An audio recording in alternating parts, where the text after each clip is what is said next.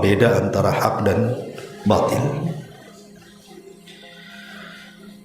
Dia adalah orang nomor kedua terbaik setelah Nabi SAW, setelah Abu Bakar, dan dia pula menjadi khalifah kedua setelah Abu Bakar Siddiq radhiyallahu anhu. Bahkan dia juga satu di antara al-mubashshiruna bil jannah, sahabat yang dijanjikan masuk surga. Dan dia terkenal dengan ketegasannya dan pembelaannya terhadap al-haq, kebenaran.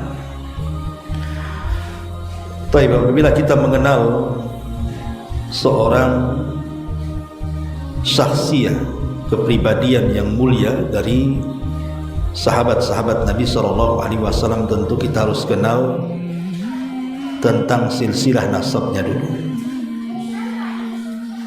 Siapa Umar bin Khattab radhiyallahu anhu? Umar bin Khattab radhiyallahu anhu, dia adalah Umar ibn Khattab ibnu Naufal ibni Abdul Uzza ibni Rayyah ibn Abdullah ibn Qarad ibn Razzah ibn Adi ibn Ka'ab ibni Lu'ay, dan seterusnya sampai kepada Adnan. Artinya nasab Umar ini sampai kepada nasabnya Nabi SAW di Adi ibn Ka'ab ibn Lu'ay. Jadi kalau diurut nasabnya ke atas, ketemulah di Ka'ab ibn Lu'ay ini, karena ujung-ujungnya sampai kepada Adnan. Begitu juga Nabi SAW. Ma'asyiral muslimin yang dimuliakan Allah Subhanahu wa taala, Abdullah ibn Mas'ud radhiyallahu anhu, beliau mengatakan kana Islamu Umar fathan, masuknya Islamnya Umar ini sebagai pembuka Islam. Wa kanat hijratuhu nasran, dan hijrahnya menjadi kemenangan Islam. Wa kanat imratuhu rahmatan, dan kepemimpinannya membawa rahmat di tengah-tengah kaum muslimin. Walaqad ra'aituna wa ma nastati'u an nusalliya bil baiti hatta aslama Umar. Bahkan di zaman kami, ketika kami tidak sanggup salat terang-terangan di depan Baitul Haram Mekah, baru setelah Islamnya Umar kami semua berani salat di depan Ka'bah, karena sudah ada backingnya kan, Umar bin Khattab. Ma'asyiral muslimin yang dimuliakan Allah Azza wa Jalla, ucapan Abdullah bin Mas'ud ini tidak berlebihan, karena memang begitulah kondisinya Umar bin Khattab ini. Ma'asyiral muslimin yang dimuliakan Allah Subhanahu wa taala, sejak kecil Umar ini sudah terbiasa dengan kehidupan yang sangat keras sekali. Karena dia berbeda dengan Nabi. Kalau Nabi itu kan penggembala kambing, kalau Umar ini penggembala unta. Kalau yang menggembala kambing biasanya lembut, karena banyak pelajaran dari kambing itu yang melembutkan hati. Sehingga ada istilah bagi Nabi SAW itu min riayatil ghanami ila riayatil umam, berawal memimpin kambing, berakhir dengan memimpin umat. Karena modal kepemimpinannya saat menggembala kambing Rasul dapat, mulai dari keberanian, kesabaran, tawadhu, rahmat, dan begitu seterusnya. Lain penggembala kambing, lain pula penggembala unta. Kalau penggembala unta ini bawahnya keras, karena unta itu satu-satunya makhluk yang tabiatnya tercipta dari setan. Makanya orang yang makan daging kambing tidak batal wudunya, tapi kalau makan daging unta batal wudunya. Bahkan Khattab ini, ayahnya Umar ini memang keras sekali. Jadi kalau Umar bin Khattab itu membiarkan gembala-gembalanya itu, untanya tidak dirawat, tuh marah bapaknya sampai 1 hari. Mungkin Umar ini ada keperluan kepada pamannya, ditinggalnya pula unta-unta. Ketika ayahnya tahu bahwa Umar radhiyallahu anhu meninggalkan gembala unta, marah bapaknya.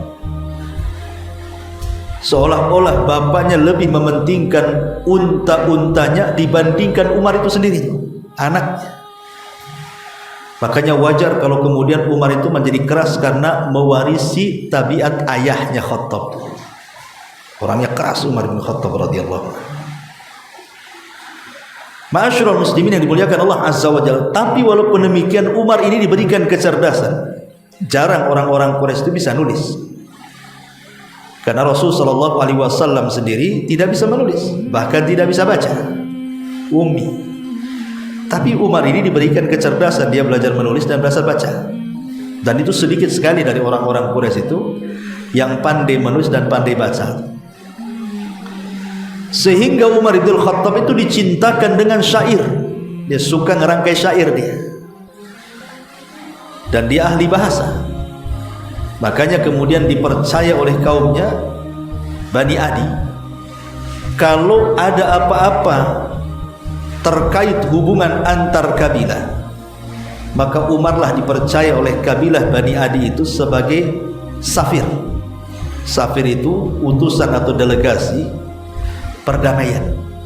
Jadi di kaumnya saja Umar sudah memiliki kemuliaan, karena kaumnya mempercayakan kepada Umar karena kepiawaian menulis, membaca dan bersyair. Itulah modal Umar bin Khattab. Ditambah-tambah Umar ini memiliki fisik yang tinggi dan besar, dan terbiasa dengan dunia keras namanya penggembala unta. Jadi fisiknya jadi, sehingga orang tidak berani. Bahkan kalau Umar ini berjalan bersama Nabi SAW, Nabi itu satu pinggang Umar saja tingginya, segininya Nabi itu, dia tinggi sekali. Makanya kalau naik kuda, kudanya kurang gede itu, jadi kakinya nyangsar ke jalan gitu. Kayak antum naik kuda-kudaan jadinya kan. Besarnya Umar itu kalau naik kuda, kakinya sampai nyangsar ke jalan. Jadi kalau naik kuda poni tidak bisa lah dia. Harus kuda yang betul-betul besar kan ini, baru cocok dengan dia ya. Jadi memang perawakannya besar. Ada yang mengatakan kulitnya putih, ada yang mengatakan so matang. Itu khilaf lah masalah fisik Umar bin Khattab. Tapi yang jelas Umar itu kuat orangnya, tinggi besar gitu ya. Lah, bagaimana mungkin orang seperti ini bisa masuk Islam? Karena walaupun demikian Umar ini taat ibadah. Maksudnya itu ketika dia beragama seperti orang-orang jahiliyah, para penyembah berhala itu, Umar itu termasuk orang yang taat. Sehingga ketika muncul Islam, bencinya luar biasa sama Islam itu. Karena seolah-olah hendak menghancurkan agamanya, memporak-porandakan keyakinannya. Sampai pada waktunya Umar bin Khattab melihat ada perpecahan di tengah-tengah kabilahnya. Ketika ada beberapa orang dari kabilah masuk Islam, secara otomatis kan pecah. Jangankan dari kafir ke Islam, sesama Islam aja pecah kan gitu ya. Kalau antum dakwah di sebuah kampung yang nggak ada sunnahnya, antum dakwah di situ, 1-2 ikut antum. Mungkin orang-orang mengatakan itulah datang memecah belah kan, gitu kan. Mesti ada lah ucapan-ucapan seperti itu. Jadi Umar itu melihat perpecahan di tubuh Bani Adi ini gara-gara masuknya Islam, berang dia, marah dia. Dari situ dia mencari penyebabnya. Rupanya penyebabnya adalah karena keyakinan mereka sudah berbeda yang dibawa oleh Nabi kita Muhammad SAW. Dari situ Umar berniat untuk mencari Muhammad, berikan pelajaran gitu ya. Tapi setelah kemudian para sahabat ini kan dapat tekanan nih dari kafir-kafir Quraisy, sehingga terjadilah hijrah pertama. Kemana? Ke Habasyah. Jadi Umar melihat ada seorang wanita namanya Ummu Abdillah. Dia ingin safar bersama sahabiah dan sahabat-sahabat yang lain ke Habasyah. Mulai dia terpikir, perhatikan keyakinan Muhammad yang ditancapkan di tengah-tengah para sahabat ini kan luar biasa. Sampai seorang wanita, Ummu Abdillah, ingin ikut hijrah yang jarak antara Mekah dengan Habasyah itu bukan main-main. Kalau karena bukan memegang sebuah keyakinan yang dianggap benar, tidak mungkinlah orang mau lelah letih hijrah sampai ke Habasyah sana. Apalagi dia seorang wanita. Mulai terpikir Umar tentang agama Nabi SAW. Tetapi karena dia sudah terbakar emosi, dia melihat kaumnya yang terpecah gara-gara sebagian mereka masuk Islam. Dari situ dia berazam ingin menyakiti Nabi. Dibawanya pedang, dicarinya Nabi SAW.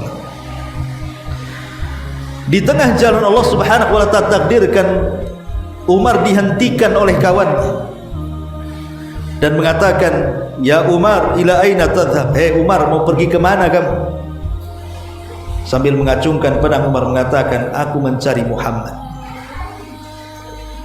Aku akan membunuh dia yang telah memecah belah kabilahku," katanya. Kata kawannya, "Ya Umar, tidak usahlah kau cari Muhammad itu. Maukah kuhabarkan sesuatu yang lebih menakjubkan daripada kau cari Muhammad?" katanya. "Apa itu?" kata Umar. "Adikmu Fatimah masuk Islam." Kau nggak tahu ya? Mau dicari mau Nabi itu adiknya masuk Islam, Fatimah. Oh, makin geram lagi, sudah emosi, wadrat emosinya. Akhirnya dia pun mencari adiknya, berangkat dia ke rumah adiknya. Sebelum sampai di rumah adiknya itu, dari sayup-sayup kejauhan, rupanya dalam rumah itu ada Fatimah, adiknya. Kemudian suaminya Sa'd bin Zaid, satu di antara 10 sahabat juga yang dijadikan masuk surga. Dan ada Khabbab ibn Arad. Khabbab ibn Arad itu seorang budak yang sedang mengajarkan Al-Quran. Begitulah Islam. Islam itu tidak memuliakan orang merdeka ataupun budak. Islam itu memuliakan siapa di antara mereka yang punya ilmu dan ketakwaan. Ini budak ngajari orang merdeka. Apalagi kan Fatimah adiknya Umar kan keturunan orang mulia. Diajari sama budak Khabbab ibn Arad Al-Quran. Ketika kemudian Umar mulai melangkah ke rumahnya, Khabbab ketakutan lah kan itu. Nggak tahu siapa Umar. Lari dia ke belakang, sembunyi di balik dinding. Kemudian Umar mendobrak rumahnya, melihat Fatimah sedang membawa lembaran Al-Quran, karena ketika itu kan belum ada mushaf, masih dalam bentuk lembaran. Kemudian Umar tidak basi-basi, langsung ditamparlah tuh Fatimah, langsung jatuh. Ketika kemudian dia menampar Fatimah itu sampai jatuh, timbul rasa rahmatnya, kasih sayangnya. Kenapa? Aib orang sekelas Umar menampar wanita. Masa orang kuat menampar orang lemah? Wanita. Akhirnya dia nyesal dan mengatakan kepada Fatimah, "Apa yang kau pegang itu wahai Fatimah?" Dia mengatakan, "Lembaran-lembaran wahyu." "Kemarikan." "Oh, tidak bisa," kata Fatimah. "Engkau harus mandi dulu." Akhirnya Umar pun tiba-tiba menuruti kata adiknya, mandi dia. Habis mandi kemudian Fatimah pun memberikan catatan Al-Quran yang sudah dicatatnya itu, kemudian dibacakan satu ayat Al-Quran atau beberapa ayat dalam Al-Quran, dan yang pertama kali dibaca oleh Umar surat apa? Surah Toha. Toha, ma anzalna alaikal qur'ana litashqa illa tadhkiratan liman yahsha tanzilan mimman khalaqal arda was samawatil ula. Toha, kami tidak menurunkan Al-Quran itu kepadamu wahai Muhammad agar engkau menjadi celaka, melainkan sebagai peringatan bagi orang-orang yang takut kepada Allah. Diturunkan dari Allah yang menciptakan langit, menciptakan bumi, dan menciptakan langit yang sangat tinggi. Kemudian dibaca sampai selesai. Saya katakan dari awal, Umar ini jago syair. Dia suka merangkai syair. Tapi ketika membaca surah Toha, mulai terbuka hatinya. Kok ada bahasa yang melebihi tingkatannya di atas syair yang selama ini dia geluti itu. Aneh bahasa ini.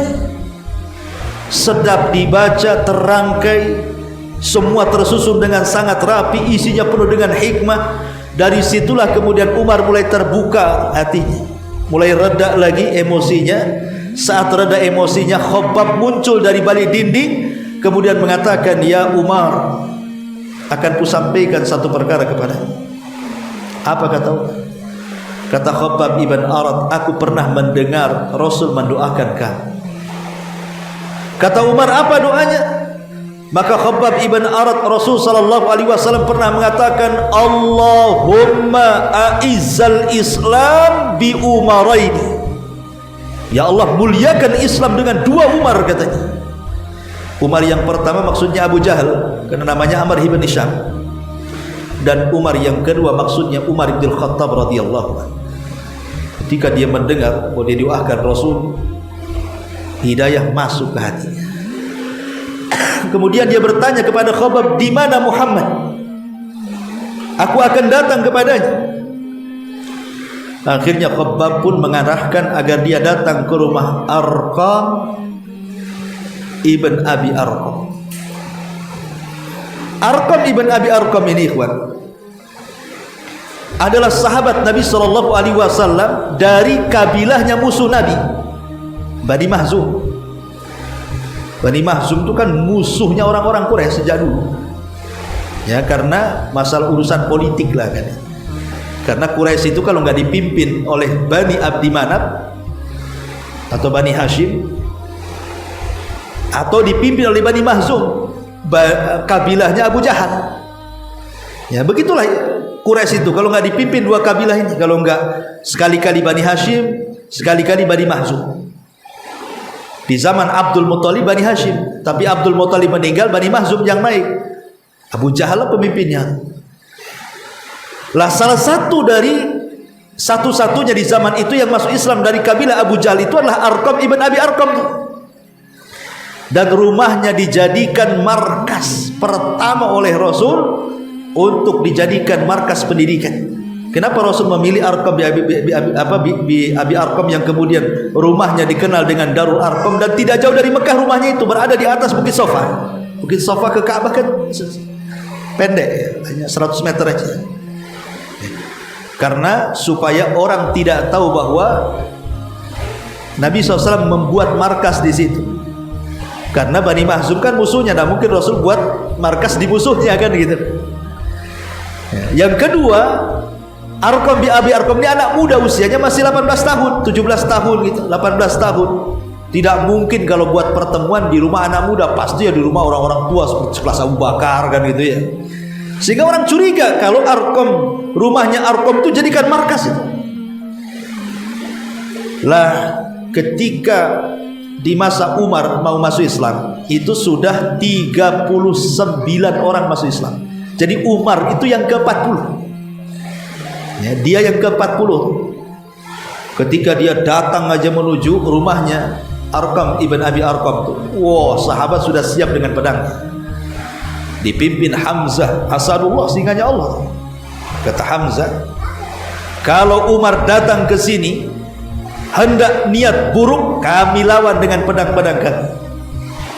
Tapi kalau seandainya dia datang dengan kebaikan, ahlan wa sahlan wa marhaban, kita terima dengan baik. Akhirnya sahabat sudah siap-siap dengan pedangnya itu ya.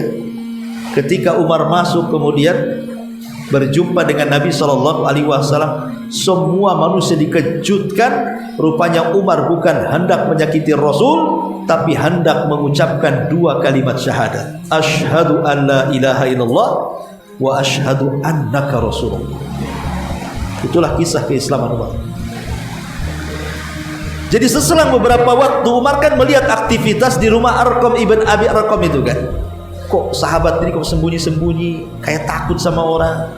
Mungkin kalau bahasa kita itu masuk rumah sandalnya harus dibawa masuk gitu kan, biar gak nampak ada kumpul-kumpul di dalam. Jadi Umar ini geram dan mengatakan, "Ya Rasulullah, alasna alal haq." Rasul, bukankah kita di atas kebenaran, katanya. "Ya," kata Rasul. "Ada apa ya Umar?" kalau kita di atas kebenaran, kita tampakkan kebenaran kepada orang-orang Quraisy. Kata Rasul, tunggu dulu, ada waktunya. Oh tidak, kita harus menampakkan kebenaran ini, kata Umar. Akhirnya Rasul mengizinkan. Datang Umar ke rumah-rumah pembesar Quraisy. Pertama yang digedor rumahnya siapa? Abu Jahal. Digedor rumah. Digedor rumah Abu Jahal. Kata Abu Jahal, ada apa? Siapa? Kata Umar, saya Umar, katanya. Apa Mar? Itu mungkin bahasa kitanya ya.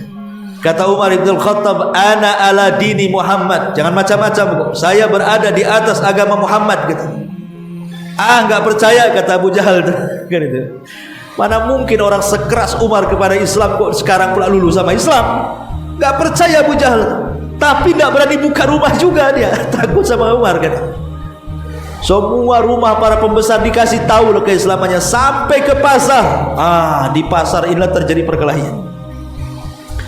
Ketika dia mengiklankan Islam di tengah pasar, terjadi konflik itu ya, adu mulut.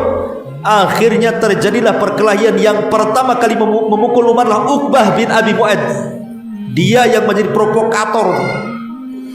Terjadi perkelahian dengan Uqbah. Oh, datang orang satu pasar, dikeroyok Umar. Dari mulai pagi terbitnya matahari sampai terbenam matahari itu. Kelahi, gak ada yang kalah, gak ada yang menang. Kalau antum jangan dari pagi sampai sore kelahi. 2 jam udah terkapar, dikeroyok satu pasar. Tapi itu menunjukkan apa? Fisiknya Umar kuat. Dikeroyok satu pasar gak tumbang-tumbang. Sampai dari pagi sampai sore. Kalau nggak diberikan fisik kuat, nggak bisa lah. Sejak itulah Umar meminta kepada Rasul, kita kan sudah berdakwah 3 tahun, kok sudah berdakwah 3 tahun sirriyah, door to door dari sini kemari, orang nggak tahu. Sebaiknya kita sholat rame-rame depan Ka'bah, biar orang tahu inilah kebenaran.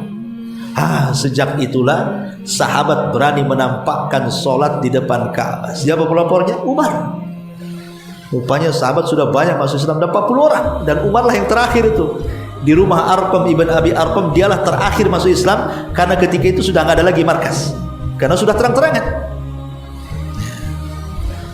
Ditambah-tambah kemudian Nabi SAW juga ada perintah untuk berdakwah terang-terangan. Turun ayat wa anzir ashiratakal aqrabin. Berilah peringatan kepada keluarga terdekatmu ya Muhammad. Makanya Rasul naik ke Bukit Safa, mulailah memanggil semua kerabat-kerabatnya. Sampai disitulah musuh pertama Rasul bukan dari orang luar, dari orang dalam, masih pamannya sendiri, bahkan besannya. Bukan hanya paman jatuhnya, tapi besan. Karena putri Nabi SAW menikah dengan Abu Lahab, anak Abu Lahab namanya Uqbah dan Utaibah. Jadi 2 putri Nabi menikah dengan 2 putra Abu Lahab. Coba ingat. Dia pula yang pertama kali mengundangkan musuhan dengan Rasul dan mengatakan, alihada jama'tana ya Muhammad. Oh, untuk ini rupanya kau kumpulkan. Tabban laka sa'iral yaum. Celaka satu hari dari pagi sampai sore untuk Muhammad. Kemudian dimaki-maki sampai turun surah Tabbat yada abi lahab wa tab ma aghna anhu maluhu wa ma kasab sayasla naran dzata lahab wa imra'atu hammalatal hatab fi jidha hablum min masad. Ma'asyiral muslimin yang dimuliakan Allah Subhanahu wa taala, karena dakwah sudah terang-terangan, mulailah di sini terpisahkan, terbedakan mana al-haq mana batil. Makanya sejak itu Umar dijuluki Al-Faruq, karena udah nampak nih mana hak mana batil kan. Kalau awalnya kan sembunyi-sembunyi, asal terang-terangan. Umar sebagai juru bicaranya. Dari sini banyak sahabat-sahabat mulia akhirnya terkena intimidasi dari keluarganya, dari kabilah-kabilah yang lainnya. Terjadilah penyiksaan kepada Khabbab ibn Arad, terjadilah penyiksaan kepada Bilal ibn Rabah, terjadilah penyiksaan kepada Zunair, dan banyak budak-budak akhirnya banyak siksaan, termasuk juga orang-orang merdeka. Banyak penyiksaan dari keluarganya karena sebab dakwah terang-terangan ini. Tapi memang harus seperti itu. Akhirnya sampai kemudian ada syariat hijrah pertama ke Habasah, syariat hijrah kedua ke Habasah, sampai terakhir mereka pun hijrah ke kota Madinah. Ma'asyiral muslimin yang dimuliakan Allah Subhanahu wa taala, kita akan mengenal keutamaan Umar bin Khattab radhiyallahu anhu, baru kita bentangkan lagi. Pertama, Umar bin Khattab radhiyallahu anhu adalah orang yang dihabar gembirakan surga. Dari 10 sahabat yang disebut al-mubashshiruna bil jannah itu, salah satunya adalah Umar bin Khattab berdasarkan hadis yang dikeluarkan Imam Ahmad dalam musnadnya dari Sa'id ibn Zaid radhiyallahu anhu. Kata Nabi SAW, Abu Bakrin fil jannah, Umar fil jannah, Utsman fil jannah, Ali fil jannah, Talha fil jannah, Zubair fil jannah, Abdurrahman ibn Auf fil jannah, Sa'd bin Abi Waqqas fil jannah, Sa'id ibn Zaid fil jannah, wa Abu Ubaidah ibnul Jarrah fil jannah, kata Rasul. Abu Bakar di sorga, Umar di sorga, Utsman di sorga, Ali di sorga, Talha di sorga, Zubair di sorga, Abdurrahman bin Auf di sorga, Sa'ad bin Abi Waqqas di sorga, Sa'id ibn Zaid di sorga, Abu Ubaidah di sorga. Inilah yang disebut dengan 10 sahabat al-mubashshiruna bil jannah, yang dijanjikan sorga dalam satu redaksi hadis. Yang dijanjikan sorga banyak, bukan ini saja. Ya, Hasan Husain dijanjikan bahkan menjadi pemimpin para pemuda di sorga. Fatimah dijanjikan masuk sorga, bahkan menjadi pemimpin para wanita di sorga.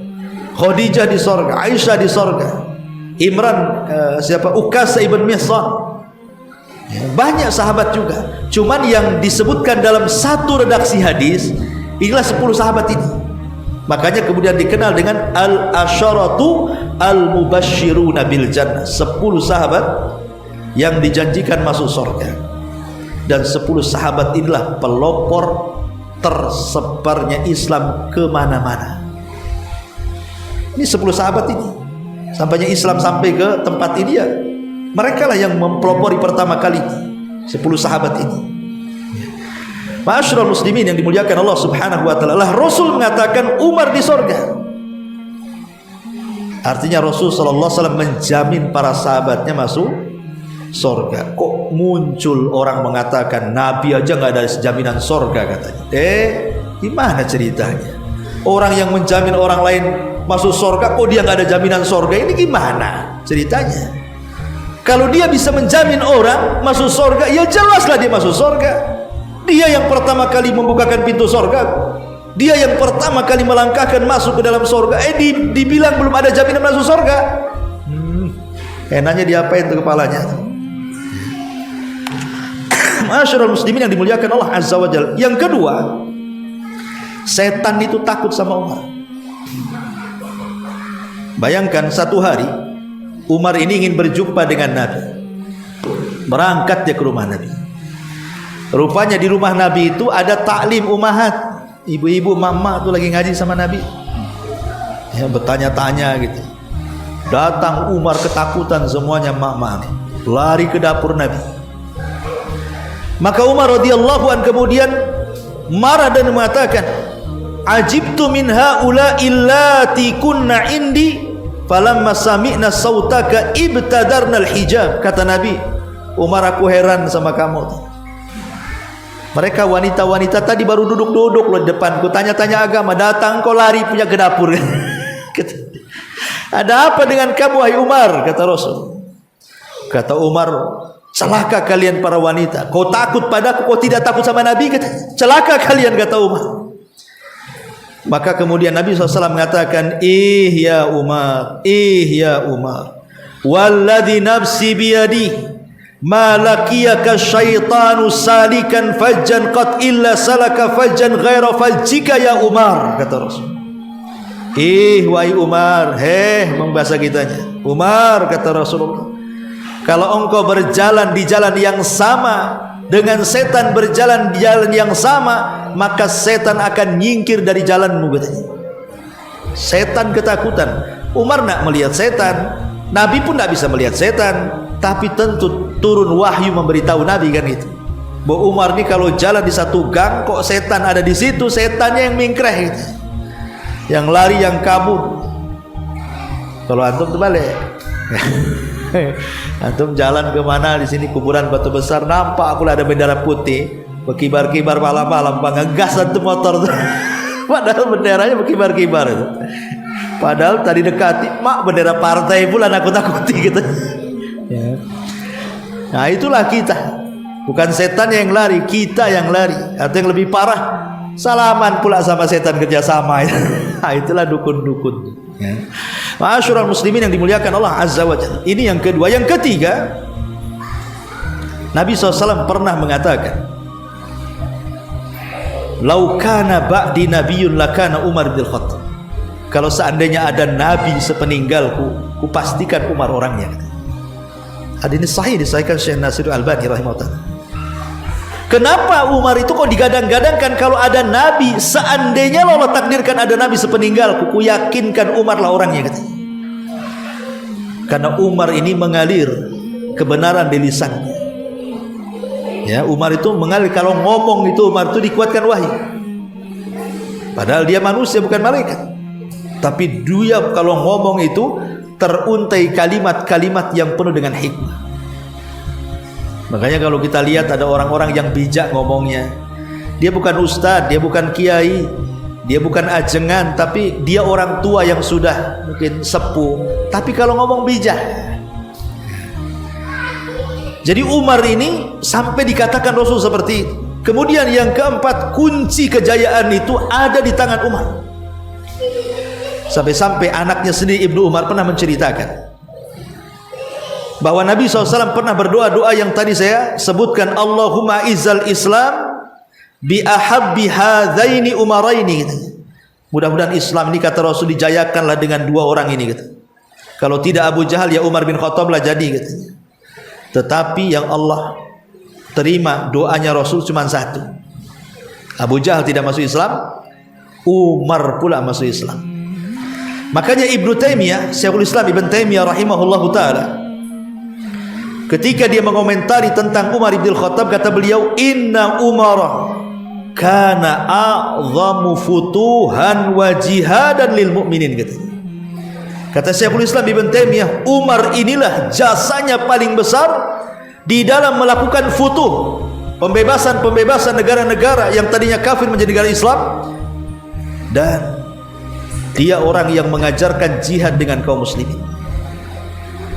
Bahkan dialah yang menjadikan takut orang-orang kafir dan orang-orang munafik. Itu yang dikatakan oleh Syekhul Islam Ibnu Taimiyah. Artinya di tangan Umar inilah kejayaan Islam. Karena dia yang pertama kali mengajak sahabat yang tadinya sembunyi-sembunyi jadi terang-terangan. Bahkan sewaktu hijrah, sahabat gak berani terang-terangan, Iman. Semua sembunyi-sembunyi, sebab kalau ketahuan nyawa taruhannya. Sampai Suhaib Ar-Rumi, itu kan pemanah handal tuh, tidak berani dia terang-terangan Suhaib Ar-Rumi itu. Padahal tidak ada manusia yang paling cerdas dalam memanah kecuali Suhaib Ar-Rumi itu. Wah, memang ahli panah tuh. Dia berangkat sembunyi-sembunyi, ketahuan juga, dia hadang dia. Tapi Suhaib Ar-Rumi mengatakan, kalau kalian berani menghadang saya, kata Suhaib, di tanganku ada 20 anak panah, kupastikan akan menancap di dada-dada kalian. Setelah itu kalian mati, terserah kau mau apakan aku, katanya. Tapi para pembesar Quraisy mengatakan, ya Suhaib, ataina su'lukan, dulu kau datang ke Mekah itu miskin. Kan dia kan orang Romawi. Kau dulu datang ke Mekah miskin, sekarang kau kaya, tiba-tiba kekayaanmu mau dibawa ke Madinah. Oh, tidak bisa, wahai Suhaib. Kalau kau mau tinggalkan kekayaan, sama pergi sana. Akhirnya dibebaskan. Tapi semua kekayaannya dirampas orang-orang Quraisy itu. Sampai akhirnya ketika dia sampai di Madinah menceritakan kepada Rasul. Apa kata Rasul? Rabiha bai'ah Suhaib, sungguh telah beruntung jual belinya Suhaib. Gak apa-apa, hartanya habis, tapi engkau tetap memeluk Islam. Itu Suhaib itu gak berani terang-terangan. Umar pula terang-terangan. Bahkan dia kemudian sesumbar di hadapan Quraisy itu, siapa yang berani menghalangiku? Kalau anaknya ingin jadi yatim, ikuti hijrah. Kalau istrinya ingin jadi janda, ikut di belakangku, katanya. Jangan sam dia. Gak ada yang berani satupun, coba kan. Itulah keganasan Umar radhiyallahu anhu, sampai ditakuti orang-orang Quraisy. Ya dia melenggang aja ke Madinah, gak ada aral melintang. Ya. Kemudian yang kelima, Umar ini diberikan firasat dan ilmu yang sangat kuat sekali. Firasatnya tajam. Ya. Makanya disebutkan dalam hadis Abi Hurairah radhiyallahu anhu, Nabi SAW mengatakan, laqad kana fi man kana qablakum min bani Israel rijalun yukallamuna min ghairi an yakunu anbiya. Kata Rasul, dulu di zaman Bani Israel ada orang-orang memang dia bukan nabi, tapi kalau ngomong itu firasatnya kuat. Maka Rasul mengatakan, fa iyakun min ummati minhum ahadun fa Umar bin Khattab. Dan orang yang kuat firasatnya kalau ada dalam umat, dialah Umar katanya. Jadi firasatnya kuat sekali, karena kalau dia ngomong itu selalu dikuatkan wahyu.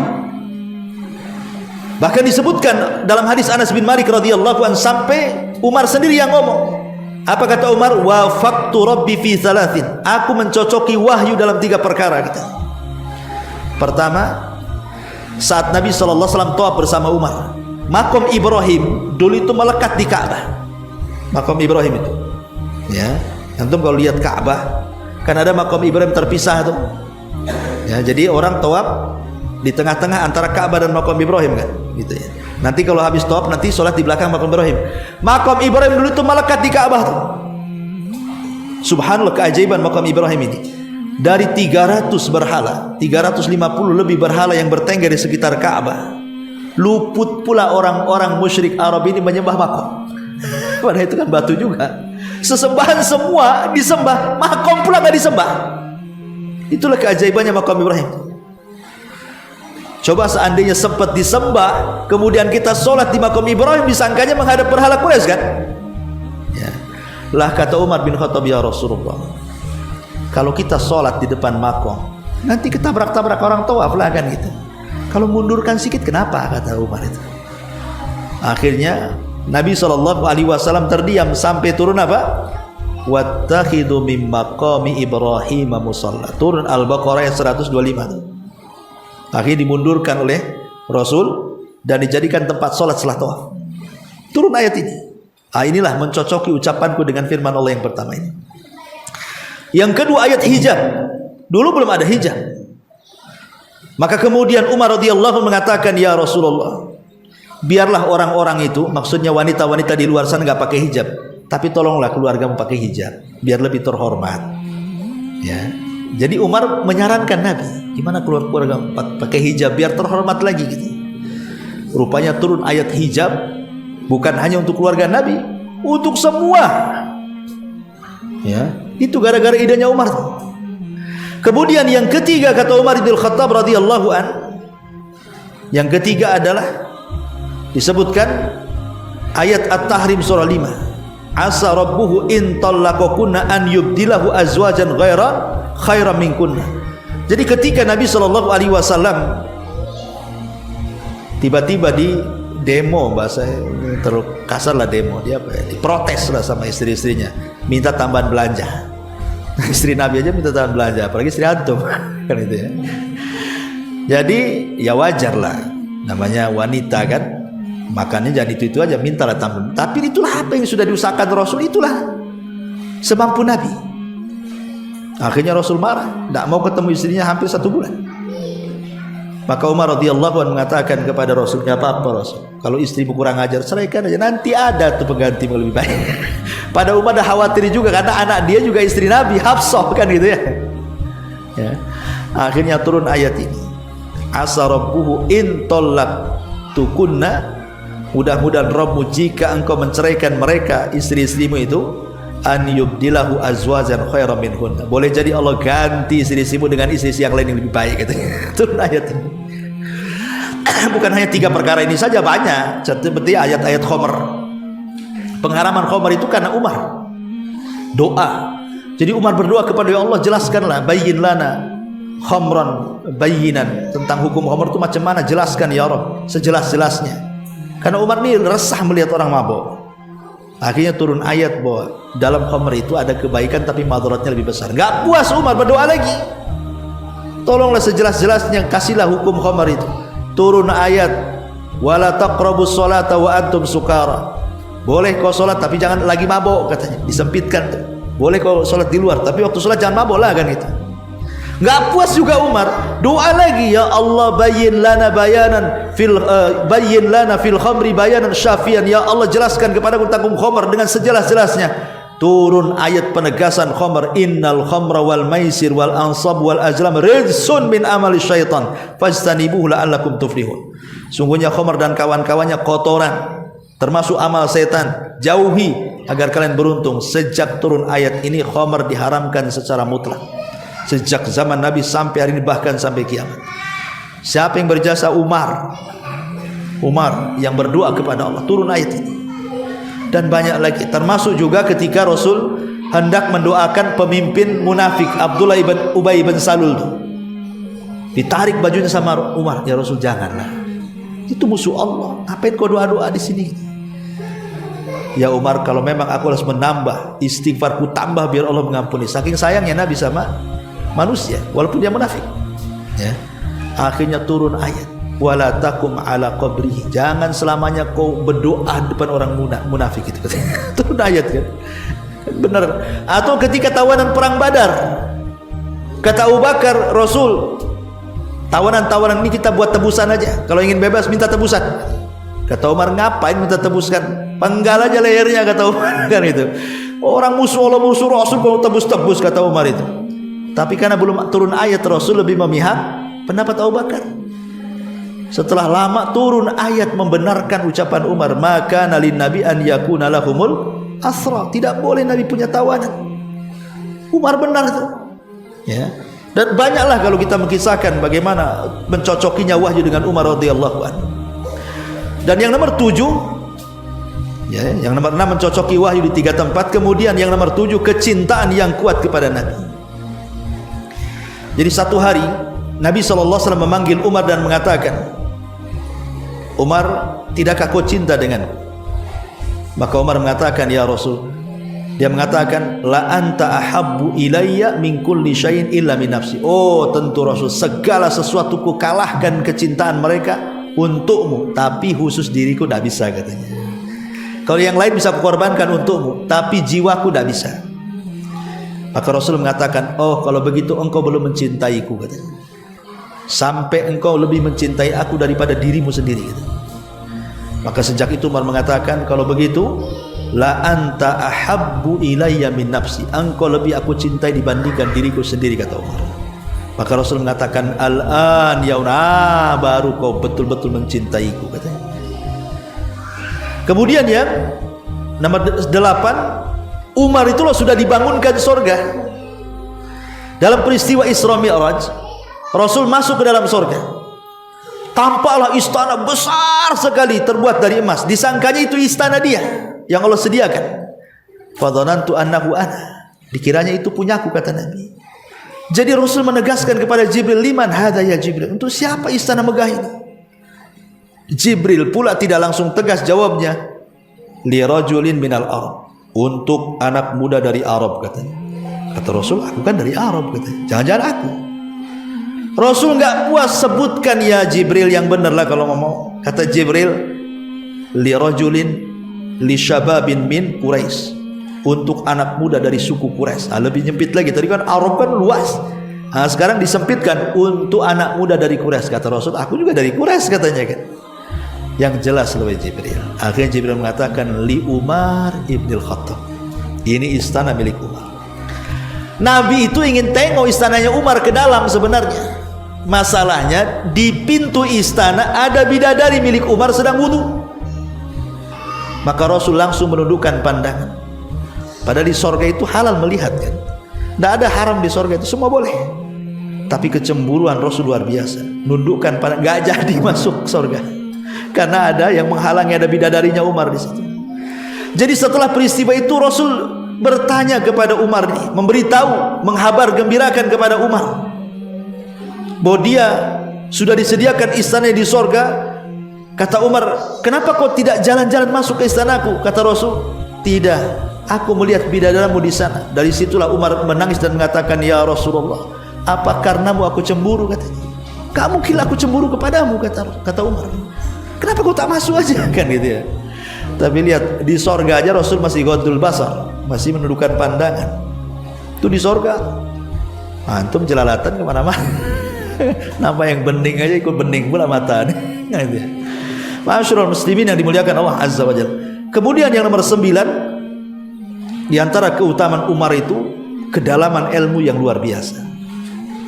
Sampai dijelaskan dalam sebuah hadis, kata Nabi SAW, baina ana naimun id ra'aitu qadahan utitu bihi fihi labanun fasharibtu minhu hatta inni la ara rayya yajri fi adfari thumma a'taitu fadli Umar bin Khattab qalu fama awwalta dhalika ya Rasulullah qala al-ilm.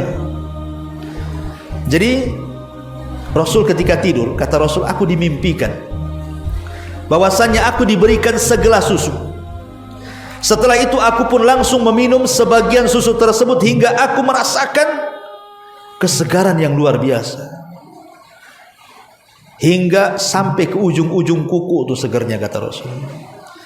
Kemudian datang Umar, ku kasihlah sebagian susu itu kepada Umar. Kemudian aku terbangun. Sahabat bertanya mendengar mimpinya itu, fama awal ya Rasul, apa takwilnya wahai Rasul? Kata Rasul, al-ilm, ilmu pengetahuan. Maksudnya Umar ini diberikan ilmu pengetahuan yang luar biasa. Ya, karena Umar ini lihat strategis ketika menjadi khalifah. Ya, dialah penggagas dan pengasas tertibnya sebuah kerajaan. Nanti saya sebutkan bagaimana dia membuat badan-badan tertentu gitu ya dalam kerajaannya sehingga tertib kerajaannya itu, pemerintahannya itu. Kemudian yang nomor 10, kekuatan agama yang luar biasa.